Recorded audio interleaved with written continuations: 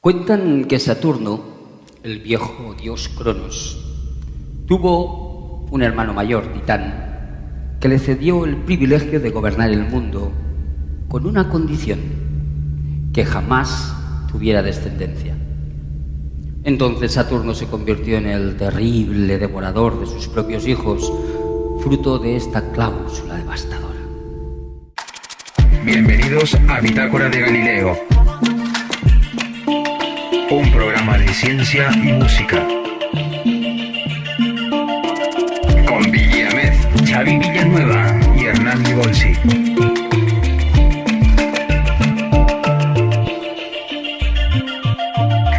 Bitácora de Galileo.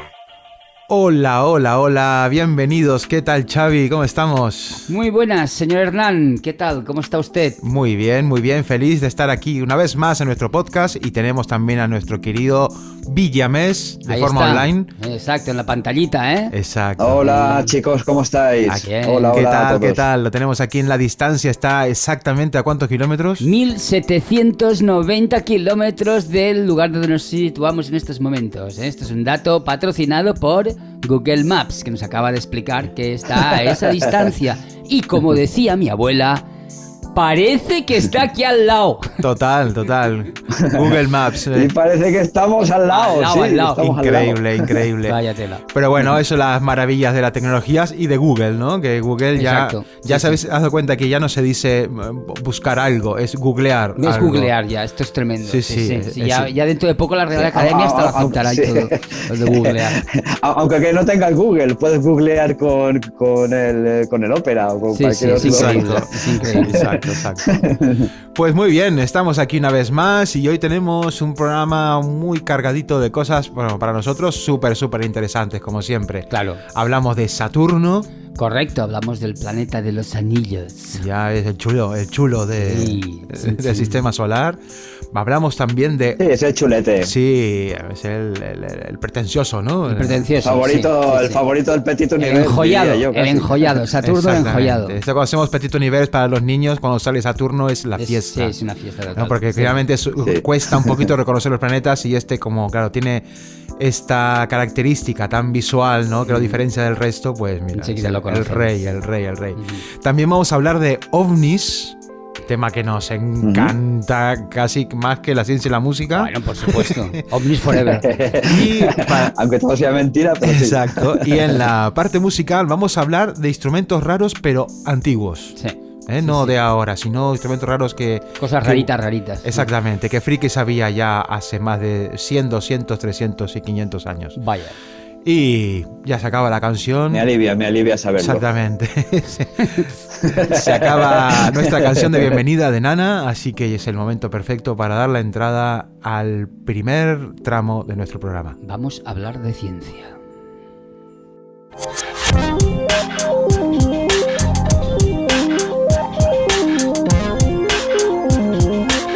Hablando de ciencia. Pues vamos a hablar de la ciencia de nuestro amigo y queridísimo planeta Saturno, que durante mucho tiempo fue el planeta más lejano del sistema solar. De hecho, el planeta más lejano del universo. Porque claro, efectivamente solo se conocía hasta Saturno, porque Claro. eran los únicos planetas, Mercurio, Venus, Marte, Júpiter y Saturno, eran los únicos planetas que se veían a simple vista. Claro, eso es lo que se sabía, ¿no? Pero los otros estaban Claro, ahí. los ¿no? otros Que no- seguían estando, pero claro, con que ya se necesitaba un telescopio para poder observarlos, pues claro, la gente pues seguramente los veía, pero los confundiría con estrellas. Ah. Que es lo que nos pasaría ahora nosotros también si miráramos sin utilizar un telescopio y por tanto sin saber dónde está el planeta. Claro. Es decir, lo confundiríamos con una estrella. Entonces Saturno, durante mucho tiempo, eso fue el último planeta del sistema solar. Y bueno, de hecho fue el primer planeta, uno de los planetas, que observó Galileo Galilei. Estamos hablando de principios del siglo XVII. Y él observó los anillos, aunque no los identificó como anillos, sino que él pensó que lo que estaba viendo eran dos satélites de gran tamaño que giraban alrededor del planeta.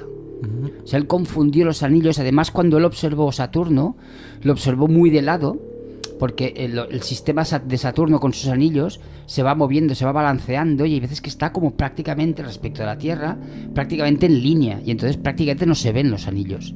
Entonces en la época de Galileo, cuando él observó Saturno, estaban muy alineados y eso hacía que no se vieran bien los anillos.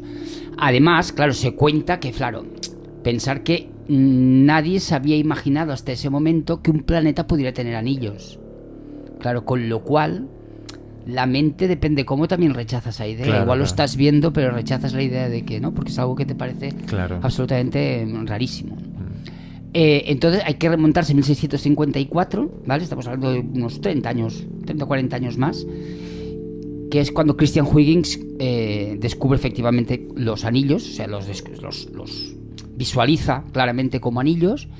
Y además, 2 años más tarde, descubre la que es la luna más grande del sistema de Saturno, que es Titán, que de esta podemos hablar después, un poquito al final de esta parte del podcast. Entonces, bueno, Saturno es conocido sobre todo por eso, aunque nosotros con los niños, cuando hacía referencia de Petit Univers antes, siempre explicamos que en realidad todos los grandes planetas del sistema solar tienen anillos: Júpiter, Urano y Neptuno. Lo que pasa que el sistema de anillos más bien formado, más evidente, más grande es el de Saturno. Digamos que esos son más pequeñitos, más finitos. Son más finitos y por lo tanto son mucho más difíciles de ver. Sí. Y también están hechos de lo mismo.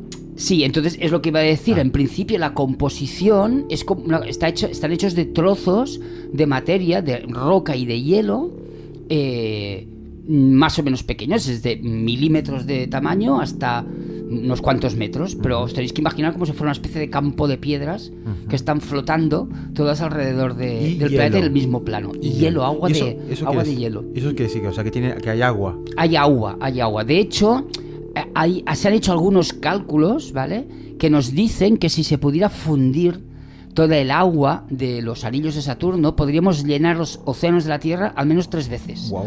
Entonces, claro, realmente estamos hablando de un sistema muy grande. Pensar que es un sistema que, para que os hagáis una idea de la anchura de los anillos, hay diferentes anillos que están calificados por letras, ¿vale? Por A, B, C, D, F, y sucesivamente. Entonces van desde los 6.000 kilómetros de altura respecto del planeta hasta los 120.000 kilómetros de distancia del planeta.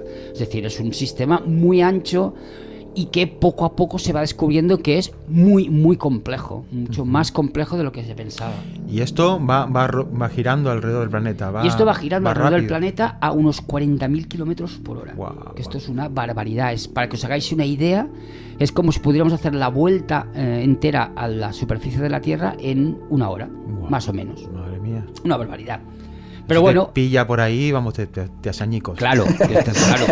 Te pilla por la derecha sin señalizar y te hace un traje a la nave. Fíjate. Sí, bueno, y de hecho hay muchas películas que han jugado con esa idea, ¿no? Con la idea de planetas con anillos, y precisamente que es la peligrosidad de viajar a través de los anillos. Pregunta ahora, ¿la Tierra tiene un anillo?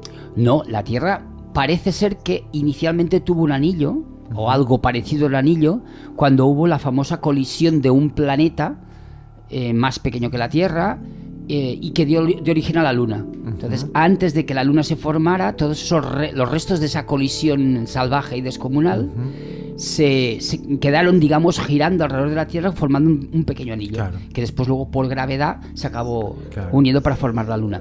De hecho, sí, perdona. Que a lo mejor con tanta basura que echamos al espacio ahora se forma un anillo de porquería. Bueno, hay algunos te dirían que ya está ahí, ya existe ese anillo, en realidad. Bueno, yo vi un docu hace poco que hablaban sobre la basura espacial que hay y han hecho un mapa tridimensional y es impresionante cuando es lo bastante ves. impresionante. Sí, es un planeta basura. Lo que es curioso de los anillos, que es una cosa que los niños explican mucho, y cómo se formaron y por qué. Porque claro, muchas veces cuando hablas, por ejemplo, de la formación de la Luna, digamos que es una colisión, se produce un montón de escombros, y esos escombros por gravedad acaban uniéndose para formar un planeta, ¿vale? Un satélite en este caso. Y entonces, ¿por qué esos restos, digamos, esos trozos de roca y de hielo que forman los anillos de Saturno, ¿por qué no se unen? ¿Vale? Eso tiene que ver, es todo física. Bueno, estamos hablando de ciencia, pues todo física, una cosa que se llama el límite de Roche, que establece el de los bombones. El de los bombones. Hostia, pero ojalá, imaginas que fueran bombones en vez de trozos de hielo. Ya estaríamos allí, yo estaría ya en Saturno pillando bombones. Con la boca abierta. Bueno, perdón que estamos interrumpiendo mucho. No, que está bien, sí, está guay.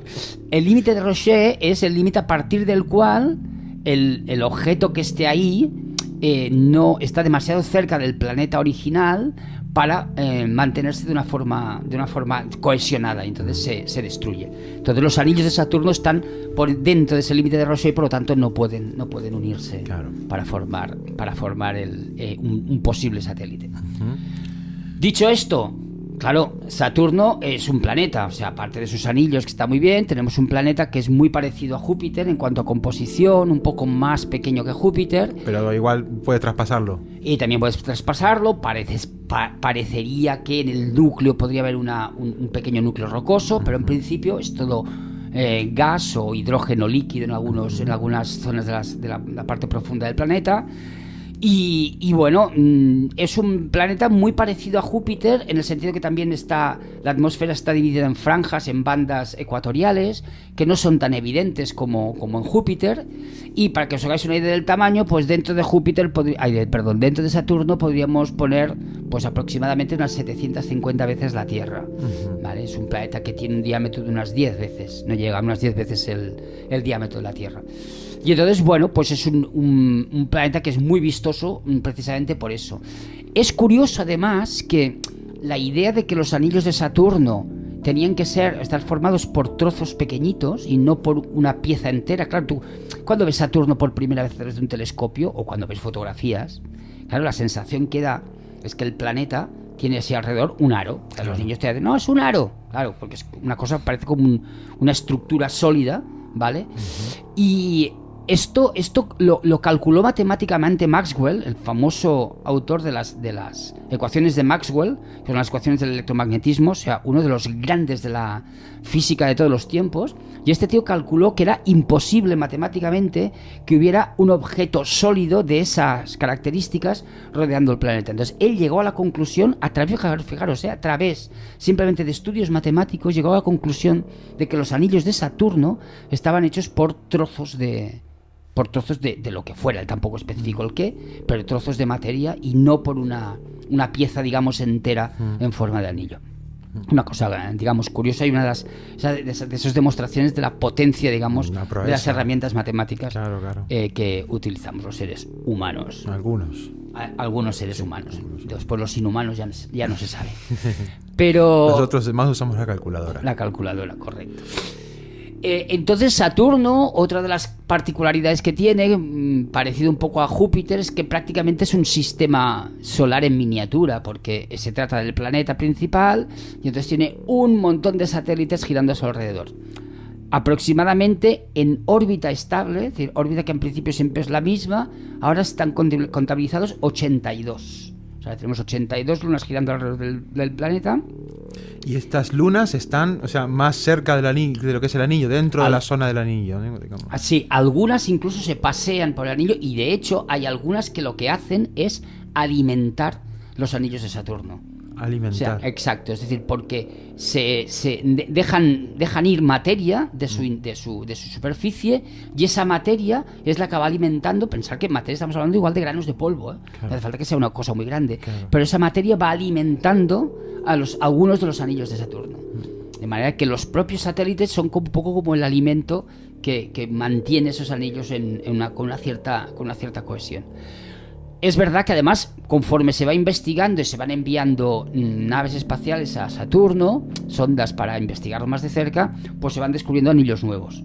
De manera que esto es un poco es no parar. Claro. De manera que lo que se está viendo es que Saturno es un planeta muy complejo desde el punto de vista de esa dinámica entre el planeta, los anillos, los satélites, etcétera, etcétera. Uh-huh. Entonces, más allá de los muchos satélites que hay uno muy especial, muy particular, muy concreto, que es es el segundo satélite más grande del sistema solar. El primero es Ganímedes en Júpiter, el segundo es Titán, ¿vale? ¿Por qué es importante o por qué es interesante Titán? Bueno, pues porque hoy por hoy es un cuerpo celeste que en algunos aspectos se parece mucho a lo que debía de ser la Tierra al principio de su historia. Es decir, primero de todo es un satélite con atmósfera, cosa que no hay ningún satélite, no se conoce ningún satélite con una atmósfera tan densa como la que hay en Titán. Y luego es un lugar donde hay líquido en la superficie. No agua, porque no es agua, son lagos de hidrocarburos, de etanol, de metanol, de metano y cosas así más o menos extrañas, ¿vale? Hidrocarburos de diferentes tipos. Y entonces parece ser que incluso hay un ciclo parecido al ciclo del agua en la Tierra, pero en vez de con agua, porque no hay agua, con metano. Estaría hablando de un ciclo del metano. Entonces, claro, es interesante Titán porque alguna vez hemos comentado en respecto al tema de las posibles formas de vida en otros planetas y otros sitios del universo que no sean la Tierra. Claro, Titán es muy posible que tenga zonas donde se estén dando condiciones para que haya aparecido vida que nosotros aquí en la Tierra llamamos extremófila, es decir, vida que se sustenta en ambientes muy extremos.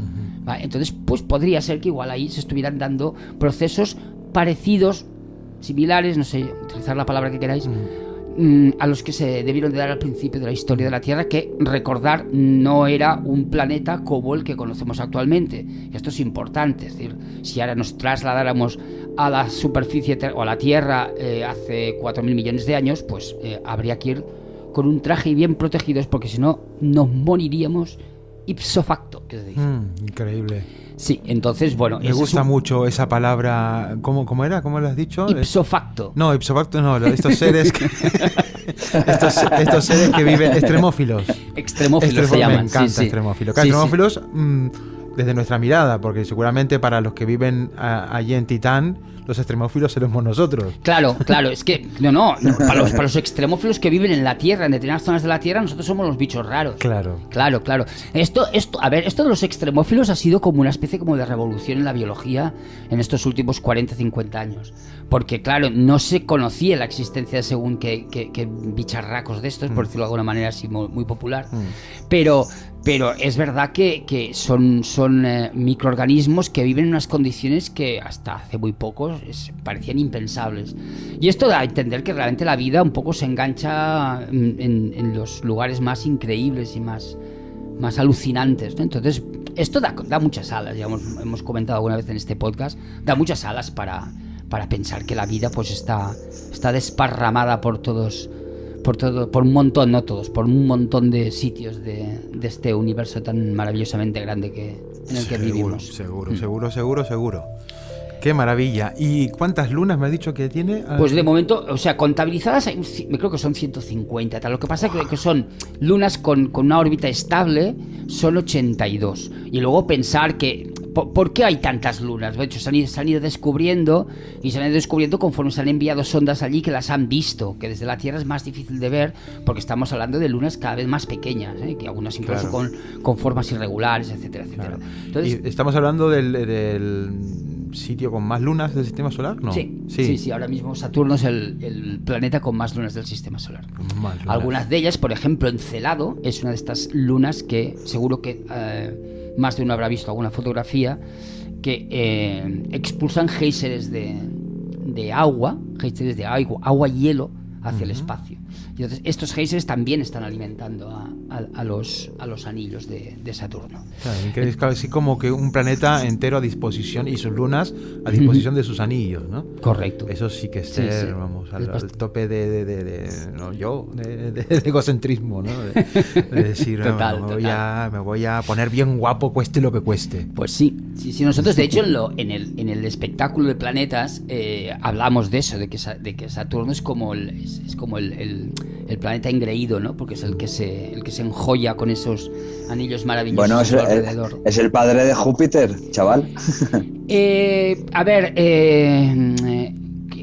Saturno, digamos, su origen es, efectivamente es el padre Saturno, y su origen es Cronos, que era el dios del tiempo, que era hijo de Gea y Urano, ¿vale? Entonces exacto. Cronos parece ser que, digamos, para reinar tuvo que admitir o claudicar ante una cláusula que le planteó su hermano Titán, que fue la de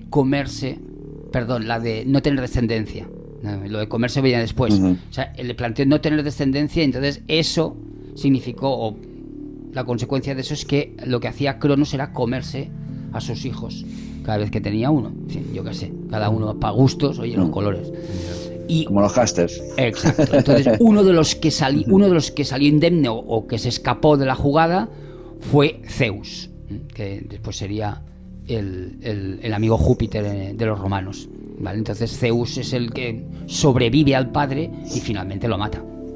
Es otra de estas historias mitológicas que son absolutamente amigables. Amigables, tremendas. Bueno, para contar a un niño antes de ir a dormir. Sí. Para un joven no está mal. Todo muy bonito. Qué pasada. Y bueno, y de Saturno, a ver, podríamos seguir explicando. Una de las cosas interesantes, curiosas que se pueden ver de Saturno, hay fotografías excelentes, ahora corren fotografías maravillosas de Saturno, por ejemplo de los polos de Saturno, y en concreto del polo norte, son unas estructuras hexagonales, una especie como de estructuras en forma de hexágono, que cuando se vieron por primera vez todo el mundo quedó un poco como flipado, ¿no? Pero lo que pasa es que en las capas altas de la atmósfera se crean como estructuras, como patrones que se asemejan a lo que sería un hexágono, y que son patrones armónicos que tienen que ver con la dinámica de gases que hay en las capas altas de la atmósfera. Además, otra de las cosas curiosas de Saturno es esa capacidad que también tiene Júpiter de desprender más energía de la que capta del Sol. Que esto es una cosa como muy extraña y que tiene que ver con que es un planeta que es muy grande y que se está contrayendo poco a poco, y esa contracción libera energía gravitatoria que es mucho mayor que la energía que capta del Sol. Y después, como tercera cosa, y con esto yo creo que lo podríamos dejar porque si no nos alargaremos mucho, Saturno es el planeta con menos densidad de todos los planetas del sistema solar. Eso quiere decir, y tiene menos densidad que el agua. Eso quiere decir que si cogiéramos el planeta Saturno y lo pusiéramos en una super piscina gigantesca llena de agua, Saturno flotaría en esa piscina, lo cual sería una cosa maravillosa. Un flotador inmenso y gigantesco en una piscina de agua líquida. Es un poco complicado de imaginar, pero... sí, es un poco complicado, sobre todo por el tamaño de la piscina. Sí. Pero claro, bueno, ahí está la imagen. Que no pesa, ¿no? Que es un planeta que no... Sí, que es una densidad muy baja. Es como lo mismo que le pasa al aceite y el agua. Cuando tú mezclas aceite y agua, el aceite se queda arriba y el agua abajo. Pues esto es exactamente lo mismo. Es la misma idea. Increíble. Pues muy bien. Entonces, bueno, lo podemos dejar aquí ya. Y yo creo que... Porque, claro, es que está... ¿Sabes lo que pasa? Que siento que está apretando la otra sección. Ya ni me sale la palabra. La sección del medio. Del medio, la de los frikis, porque vienen apretando fuerte. Porque, claro, hoy vamos a hablar de UFOs, ovnis o objetos no terrestres, no identificados, no existentes. Y entonces, bueno, pues... Yo creo que podemos darle paso. Ahí podemos hablar, podemos hacer toda una temporada solamente de esto, pero vamos a ir a lo que vamos. Venga. ¿Vamos allá? ¿Todos? Nos vamos al rincón. Sí, vamos allá, chicos. Venga. Vamos allá.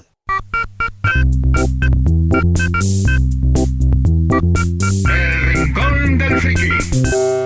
OVNIs. Bueno, partamos de la base. Los ovnis no existen. ¡Woo! Bueno, sí que existen. Porque si hablamos de ovnis, estamos hablando de un objeto volador no identificado.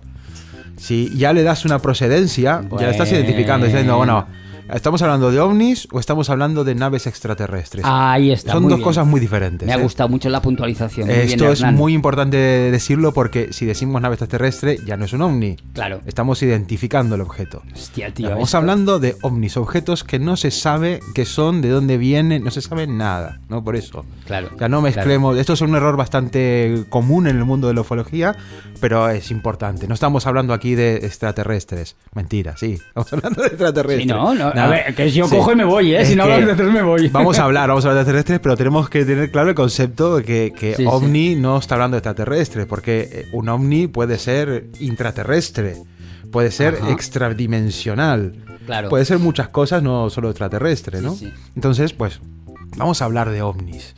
Estos ovnis son cosas que suceden en el aire, que mucha gente las ve. Yo nunca he tenido la suerte de ver nada, me cachis. Pero sí que he conocido muchísima gente que ha visto. Bueno, de hecho, desde los 14 a los 19 años he estado muy metido en el mundo de la ovniología.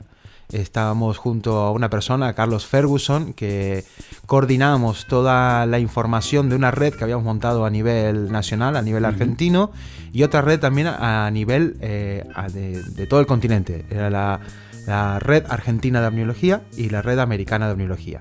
Entonces lo que hacíamos, básicamente, nuestro trabajo era recibir información, cartas, y ir desarrollando casuísticas, gráficas y todas estas cosas, ¿no? Todo muy científico, además. Sí, no, era todo muy científico, porque todo venía de la escuela de Estados Unidos, de la NASA, de Joseph Allen Hynek, que hacía como unos tratados que había que continuar, incluso a la hora de entrevistar a un testigo, ¿no? Ajá. Y no se dudaba en decir esto no es nada, ¿no? O sea que era muy, muy imparcial la investigación. No íbamos por el lado de los contactados ni la parte espiritual, sino que en la parte muy, muy pragmática, ¿no? Lo que es elaboración de estadísticas, casuísticas, y luego lo que más me gustaba, que era la investigación de campo. Claro. Que es ir a hablar con personas que han tenido contacto. Esto debe ser interesante. Esto es maravilloso, porque ahí yo de alguna manera me he convencido del fenómeno ovni, no hablamos de extraterrestres, hablamos del fenómeno ovni, de que pasan cosas que no podemos explicar en el cielo. No solo en el cielo, también en el mar, lo veremos un poco más adelante. Claro. Porque muchísima gente a la que íbamos a entrevistar, bueno, costaba mucho primero sacarle la información.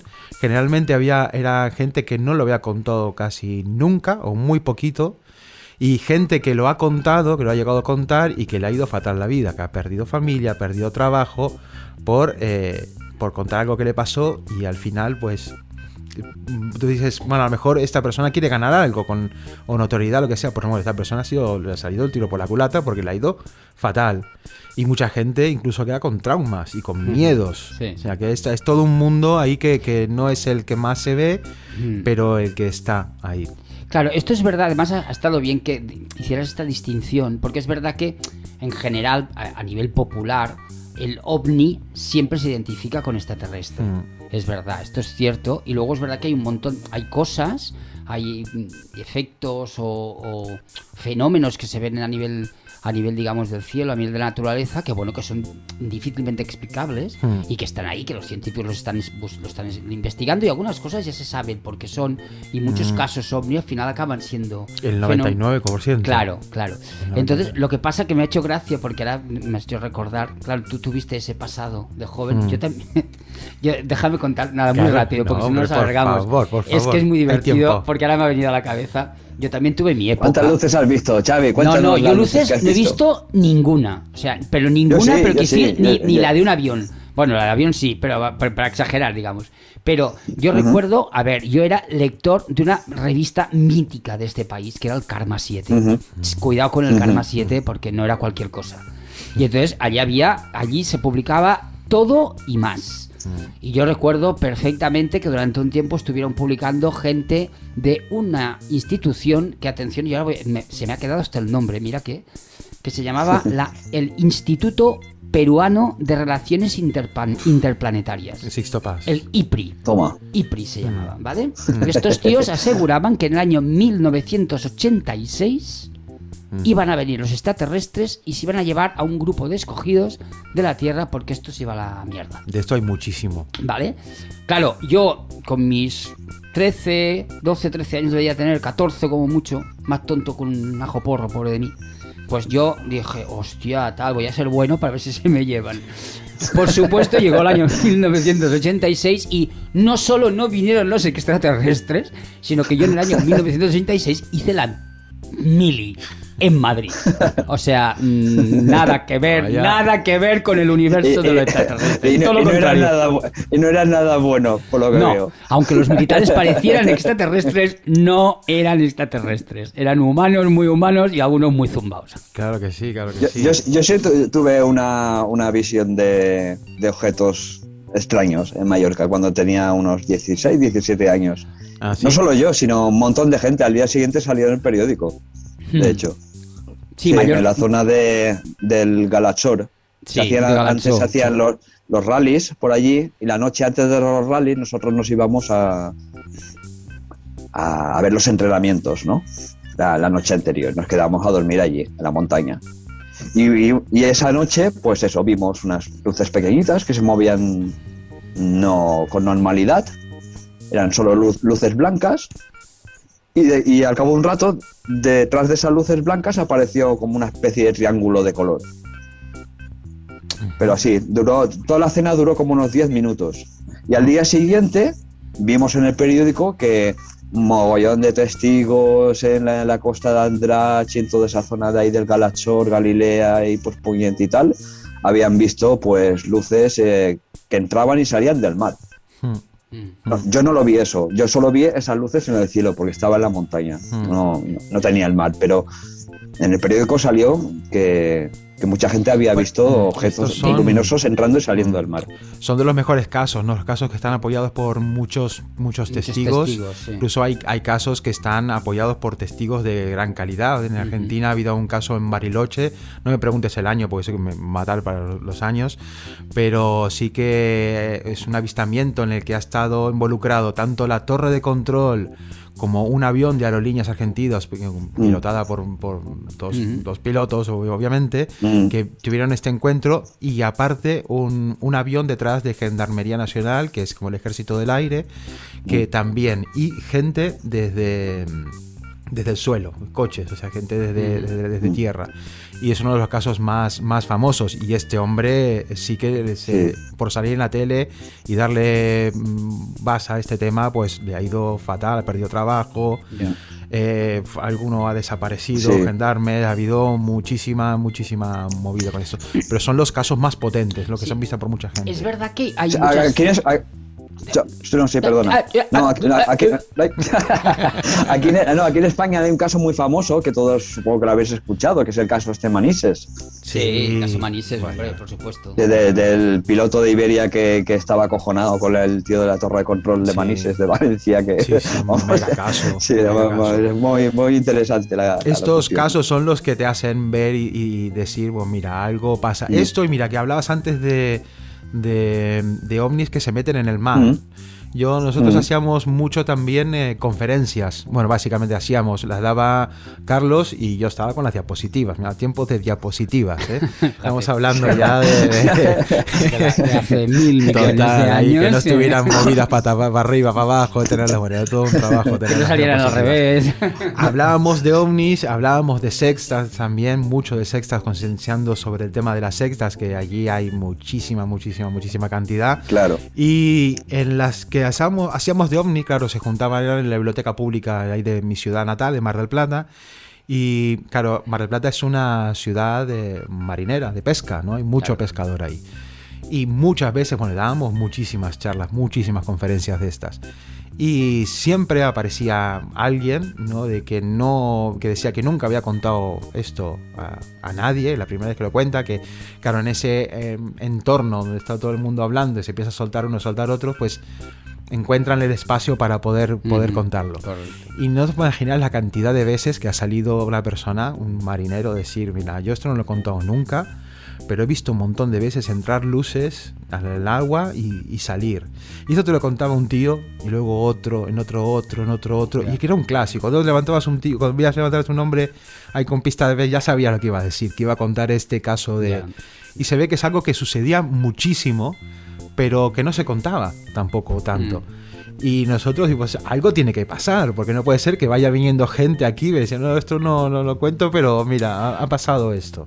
Yo creo que en esto hay como cosas como muy clásicas. Lo de la salida de luces desde el mar, esto es un clásico.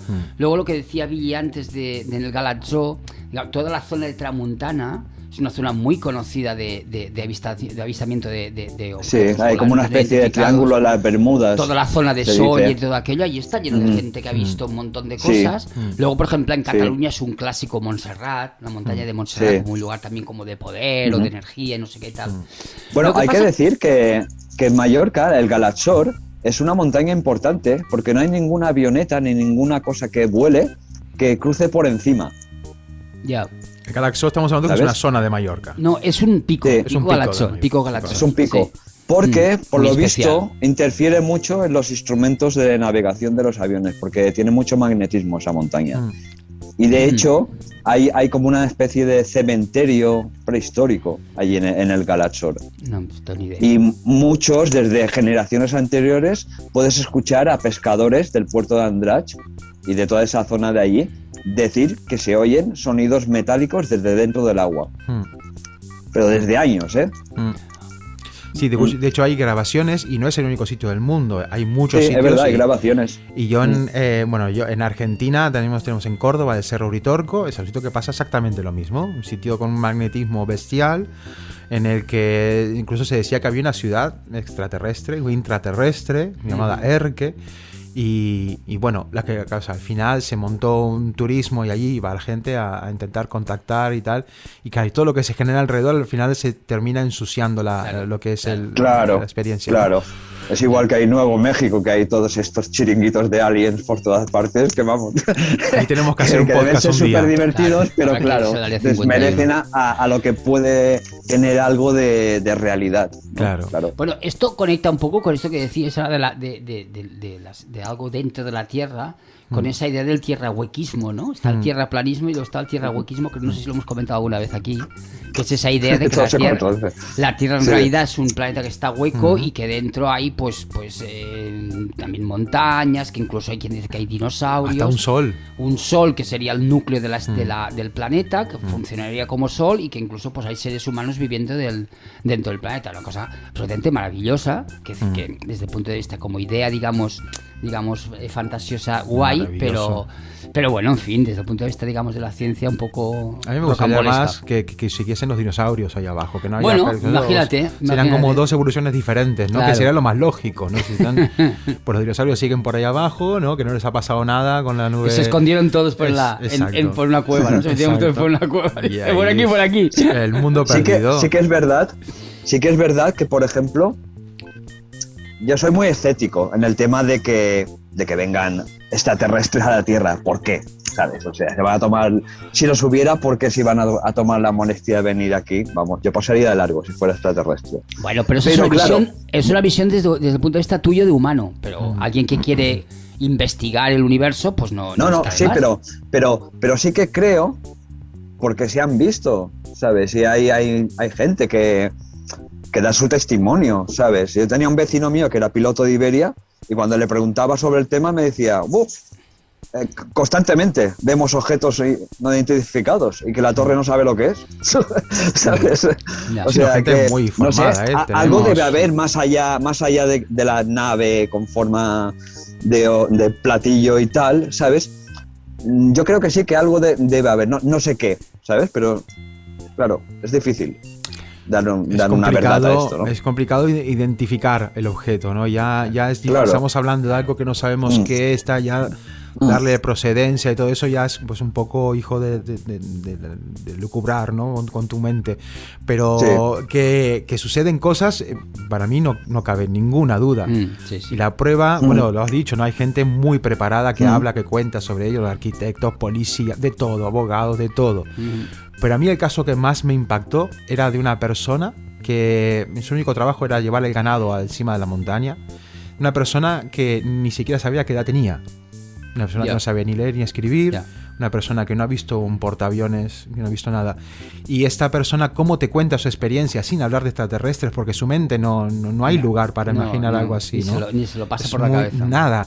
Y te cuenta su experiencia en la que él habla de marineritos pegados de los codos, que le hablan un lenguaje, que él piensa que le vienen a anunciar el fin del mundo y se desmaya del miedo y todo lo que pasa ahí, ¿no?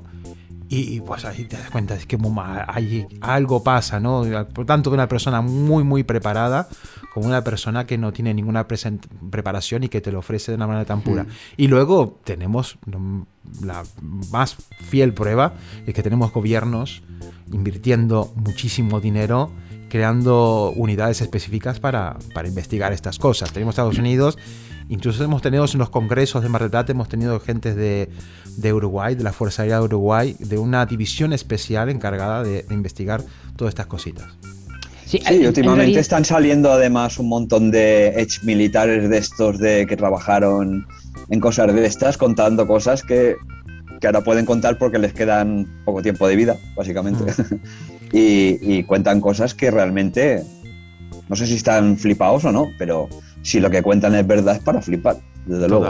Totalmente. ¿Sabes? Bueno, yo creo que ya lo podemos dejar, porque nos vamos a quedar sin tiempo. Nos vamos a quedar sin tiempo para hablar de música. Sí. Todavía tenemos para el final de esta sección la pequeña aportación de nuestro querido amigo el Shanghai de las conspiranoias. Correcto. Que él pues tiene un caso que le ha pasado a él. Que le ha pasado y que nos podrá explicar. Y no lo hemos escuchado todavía, pero bueno, le damos aquí para finalizar esta sección, esta perlita de nuestro amigo el Shanghai. Y nada, y acabado esto nos vamos a la música. Nos vamos a la música, venga. Vamos allá. Bitácora de Galileo. Buenas, ¿qué tal? Soy el Shanghai de las conspiranoias S.A. y hoy voy a ser bastante breve, ¿de acuerdo? Porque seguro que mis compañeros tienen un montón de cosas de contaros sobre este tema que nos gusta tanto, que es la ufología. Pues mirad, yo os voy a contar una experiencia propia que tuve yo, que desde entonces pues creo fielmente en los ovnis, ¿de acuerdo? Pues mirad, esto sucedió en un descampado que hay aquí en el barrio del Vivero, que bueno, pues estaba yo con un amigo y estábamos allí sentados, fumándonos un cigarrito, la verdad que mirando el cielo.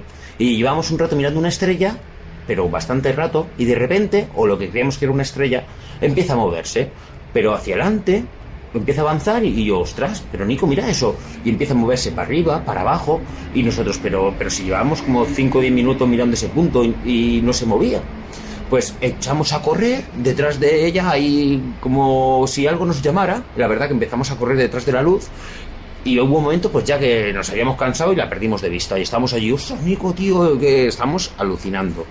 Pues así, mientras estábamos hablando, de repente, detrás de la cabeza de mi amigo, sobre a lo mejor unos 50 metros de altura, vemos una cápsula, como un azul, como metalizado, desprendiendo bastante luz y avanzando, pero como si yo lo veo hoy en día, puedo llegar a pensar que a lo mejor es algún tipo de globo relleno de helio, que le han metido luces fluorescentes en medio para que haga así como la forma, y con un dron pues lo van moviendo. Pero claro, estamos hablando a lo mejor hace de esto 28 años y nos quedamos pero alucinando, porque estuvimos viendo este objeto a lo mejor durante 5 minutos, ¿sabes? Avanzando y que se iba desplazando hasta que desapareció de la vista. Nos quedamos alucinando. Pues claro, mi compañero y yo, al día siguiente, ¿qué hacemos? Pues nos presentamos en el mismo sitio, pero esta vez con una cámara de fotos, con un telescopio, con un cuaderno para apuntar cosas y tal. Y después de estar bastante tiempo esperando ahí, mirando la noche y no ver nada, pues nosotros dijimos, pues nada, nos vamos a una cabaña que tenemos aquí al lado, que era la cabaña que teníamos con los amigos, y nos metemos allí y estamos allí un ratito escuchando música, con un radiocassette de estos pequeñitos, que era una grabadora, pero bueno, nosotros teníamos música y lo poníamos. Y estamos allí, todos contentos, allí en la cabaña, pensando en nuestras cosas, ¿sabes? Hablando de los amigos y tal, y de repente empezamos a ir como si en el techo tirasen piedrecitas. Y nosotros, ostras, ya está, son la gente, los mayores del barrio que vienen aquí a hacernos una broma. Y ahí oíamos como pasos. Y nosotros, venga, va, Aguiló, Yeco, veniros, no sé qué. Pasaba el tiempo, no venía nadie, nosotros íbamos hablando a lo nuestro, pero seguían tirando piedrecitas en el techo. Y el techo era como de uralita. Claro, la típica cabaña que hacíamos todos cuando éramos pequeños. Pues al cabo del rato de estar así ya diciendo, oye, que es que no viene nadie, oye, ¿sabes? Que le decíamos, entrar y os invitamos a un cigarro y ¿sabes? Nosotros juraríamos que algo venía para allá. Y nos quedamos así mirando lo que es la puerta de la cabaña, y la puerta de la cabaña era una manta.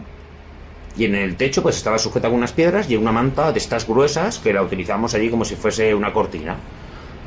Pues estoy así mirando yo la manta y me veo como si del rinconcito de la manta se asomaran como algo oscuro y apartase un poquito, así como lo que fuese, como si fuese la cortina, y como si algo mirara, pero solo veía algo negro, no veía nada, solo era que sabía, en ese punto notabas que alguien había movido así lo que era la cortina o manta, como queréis llamarle, y me quedo así mirando y grito, ¿quién anda ahí?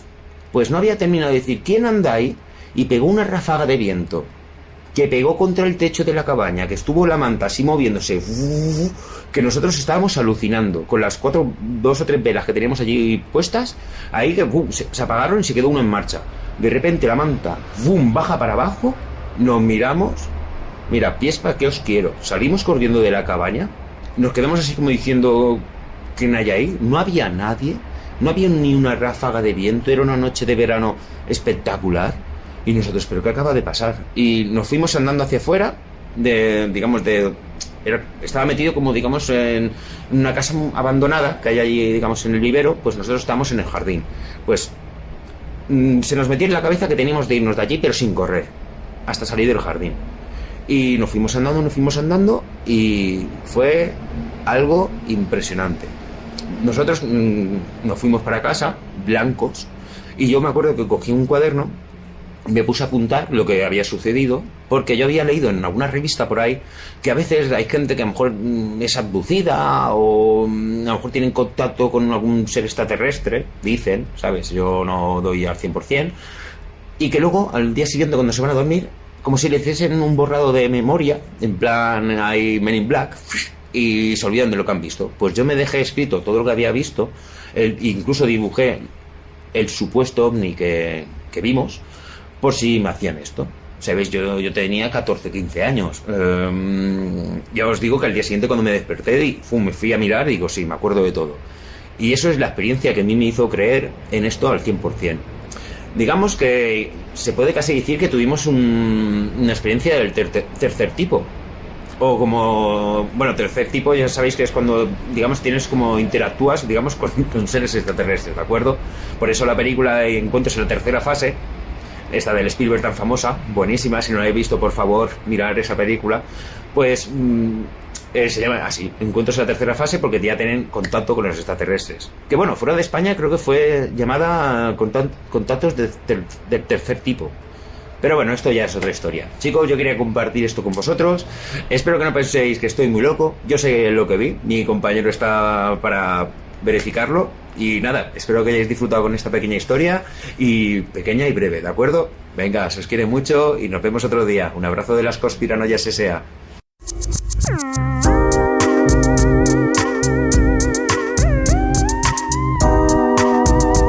Hablando de música.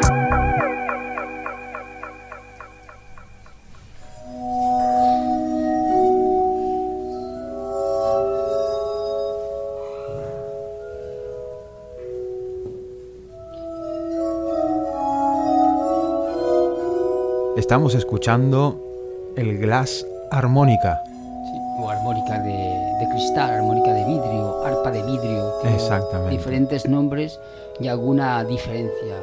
Pero bueno, la idea es... La idea viene, para que os hagáis una idea, si habéis visto alguna vez esta gente que hace música frotando las copas, diferentes copas.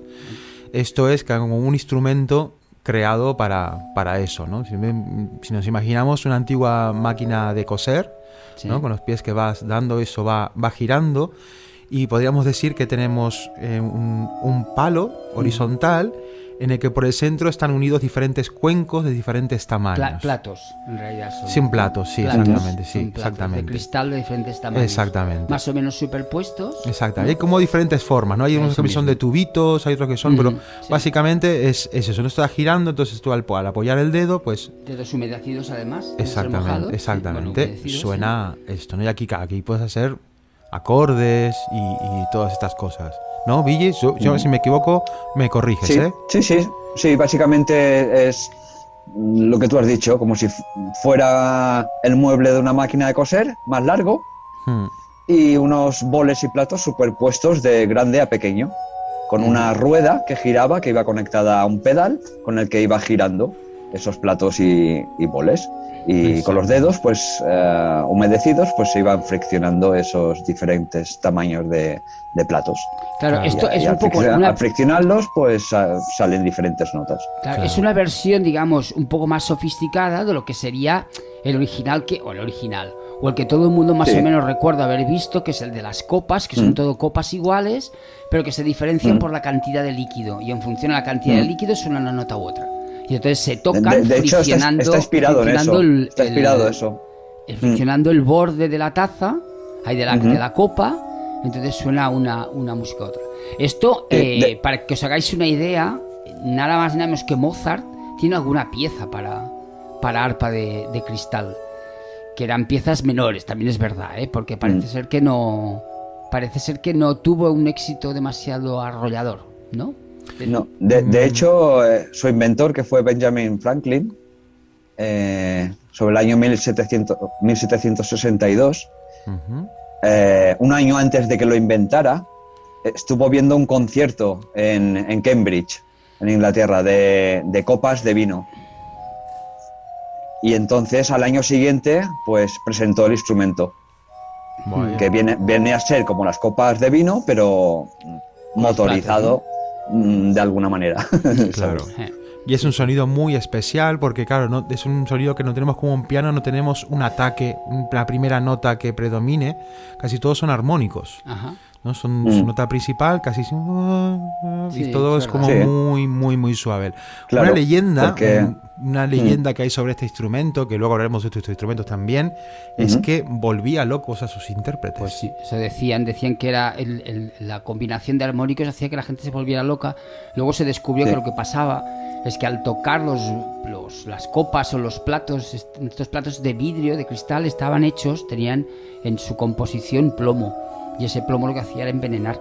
Me digas. Y por tanto la locura probablemente venía más por el envenenamiento por plomo que no por la... No sé yo, porque hay también otra leyenda, esto ya en torno al hang drum, porque una vez los propios creadores de este instrumento mandaron una carta, como una circular, a toda la gente que tenía este instrumento, diciendo que había un estudio que decía que el exceso prolongado de los armónicos de este instrumento podría generar problemas psíquicos. Y va por ahí el tema también. El hang también es un instrumento con mucho armónico también. Claro, pero eso también sale en el manual de instrucciones de cualquier auricular.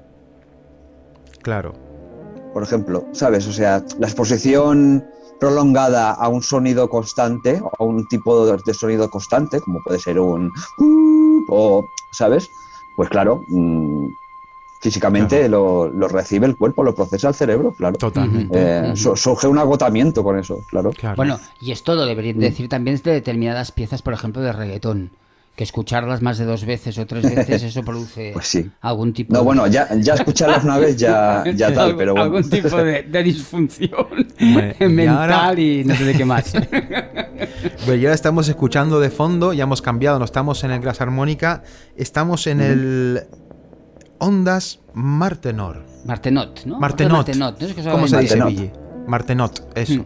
Ondas Martenot. Ondas Martenot. Explícanos un poco, Billy. Solo por el nombre, pues es un instrumento electrónico inventado en 1928 por un violonchelista francés que se llamaba Maurice Martenot. Maurice Martenot. Exacto. Y el instrumento básicamente era un pequeño teclado con un mueble de madera, un altavoz súper bonito, que era en forma de palma.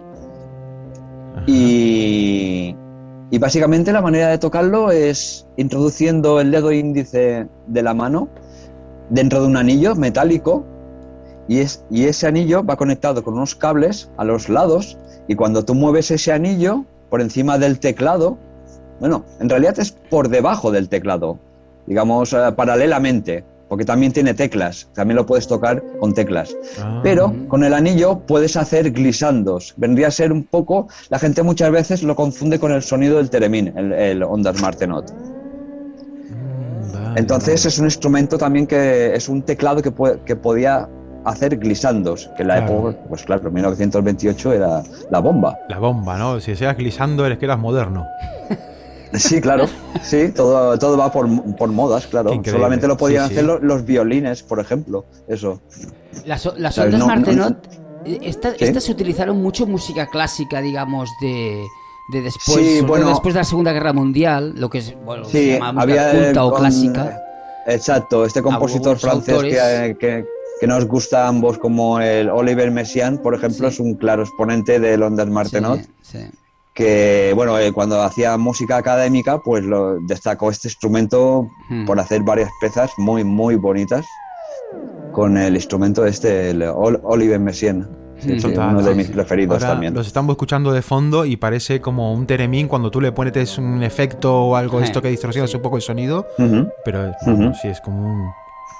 Momentos... Sí, era como una especie de sinte, que claro, no existían los sintes, podías manipular el sonido que generaba a través de unos controles que tenías en la mano izquierda, en el lado del teclado. Y con eso podías darle expresión al teclado, es decir, tenía como una especie de pulsador grande que tú cuando lo pulsabas sonaba flojo y cuando lo dejabas de pulsar sonaba fuerte. Un poco como la antena izquierda del theremin. Entonces podías darle expresividad al instrumento. Muy bien. Aunque aparte pues también tenía un teclado y podías tocarlo como un teclado normal y corriente. Claro. Mira, ahora está sonando otro instrumento que es el telarmonium. No, telarmonium. Telarmonium. Sí, bueno, de esto no creo que haya demasiadas grabaciones, porque ya es un instrumento que se inventó, que se patentó en realidad en 1897. O sea, estamos hablando de mucho antes de 1900, a finales del 800, básicamente. Claro, sí, la grabación que estamos escuchando es muy antigua. Sí. Y bueno, y el aparato, si lo googleáis, como decís vosotros, allí, pues veréis alguna especie de fotos o dibujos del aparato y era un monstruo gigante. Era un monstruo gigante hecho había partes de él que era una especie de instrumento electroacústico, era muy, muy pesado, pesaba no sé cuántos kilos, 1 tonelada o algo así. Pero que se tocaba como un teclado también. Sí, y tenías registros como un órgano que tienen los registros, pero claro, en vez de registros de tal, era otra clase de registros electrónicos, era un poco, yo creo que podría ser el primer sintetizador de la historia. Vaya, por Dios. Mira, Claro, escuchar un momentito esto. Sí. Ahora alguien que me diga algo, esto es electrónico, esto es acústico. Sí. Estamos escuchando el waterphone, que es un instrumento ya bastante más moderno. No es moderno, pero es bastante más moderno. La verdad es que yo pensaba que era más antiguo, pero sí, es del año 65. Yo pensaba que era mucho más anterior. Claro. Esto, a ver, para explicarlo, es complicadito, ¿no? Vendría a ser como una peonza antigua, grande, ¿no? Sí. En el que como un plato, digamos, debajo, en el que sale un palo hacia arriba y alrededor, en la circunferencia del plato, pues van saliendo tubos de diferente largo. Y esto se toca con un arco de violín o de cello. O con los dedos también, se puede tocar. Con los dedos también. ¿Y entre los tubos qué hay? ¿Hay algo? ¿Hay agua? No hay nada. Dentro, en la pata sí que hay agua. En el plato debajo. Claro, porque aunque has hablado se llama waterproof. Waterphone, como un teléfono waterproof de agua. Waterproof es la prueba de agua. Waterphone, claro, por eso digo, pues algo de agua tiene que haber. Exactamente. Es maravilloso. De hecho, es muy gracioso, porque el inventor se llama Richard Waters. Así que le viene al pelo. Totalmente. Es como una película de misterio, como entre animales marinos, entre espíritus. Es un sonido muy es un instrumento que se ha utilizado en música. Yo pensaba que se utilizaba también en música clásica. pero claro, no me suena. Es más moderno. Claro. En música clásica moderna sí, evidentemente, porque todas estas películas de miedo, estos ambientes espectrales, como dice Hernán, pues sí, se crean con el cuando mueves el agua dentro del recipiente metálico, pues claro, crea estas fluctuaciones de... Exacto. Hay un vídeo por YouTube que es el Waterphone en la sala, que no sé dónde es, en una sala que hay en el mundo con la acústica más grande, con la reverberancia más larga del mundo. Y es una pasada, Puede ser. Es un museo en Nueva York, tiene la reverberación más larga del mundo. Eso es. Y yo creo que ya tenemos que pegar un freno. Ir dejando, ¿no? Dejando. Ordenamos. Quedan más instrumentos, todavía cosas raras, pero bueno, ya han sido 4 instrumentos así extraños que incluso casi ni yo conocía prácticamente. Y todos con un sonido, si os fijáis, un sonido bastante similar, ¿eh? Sí.